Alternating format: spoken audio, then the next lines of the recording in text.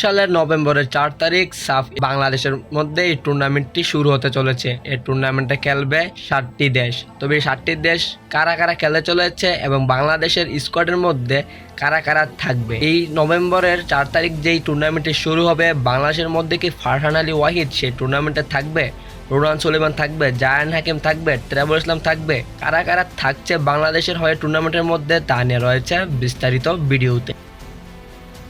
বাংলাদেশের মধ্যে যে সাফ চ্যাম্পিয়নশিপ অনুষ্ঠিত হবে এটি হচ্ছে তার লোগো এবং স্পন্সর হিসেবে থাকছে টেকনো। সাফ চ্যাম্পিয়নশিপের দল হিসেবে থাকছে শ্রীলঙ্কা, পাকিস্তান, নেপাল, মালদ্বীপ, ইন্ডিয়া, ভুটান ও বাংলাদেশ। সাফ চ্যাম্পিয়নশিপ 2026 টুর্নামেন্টের তারিখ 7 থেকে 17 নভেম্বর পর্যন্ত। জাতীয় স্টেডিয়াম ঢাকা। অংশগ্রহণকারী দল 7টি: বাংলাদেশ, ভারত, নেপাল, ভুটান, মালদ্বীপ, পাকিস্তান ও শ্রীলঙ্কা।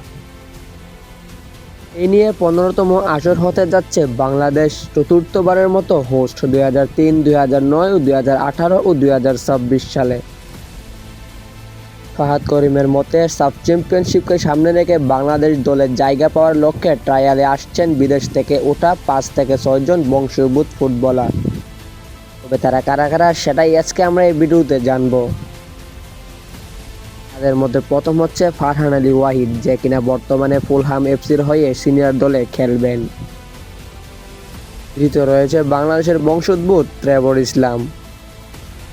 3 নম্বর রয়েছে বাংলাদেশের বংশোদ্ভূত জায়ান হাকিম। 4 নম্বর রয়েছে বাংলাদেশের বংশোদ্ভূত আদাম আব্বাস। বাংলাদেশ ফুটবল সম্পর্কে আরও তথ্য পেতে আমার এই ফেসবুক পেজটিকে ফলো এবং ইউটিউব চ্যানেলটিকে সাবস্ক্রাইব করে আমার পাশে থাকুন।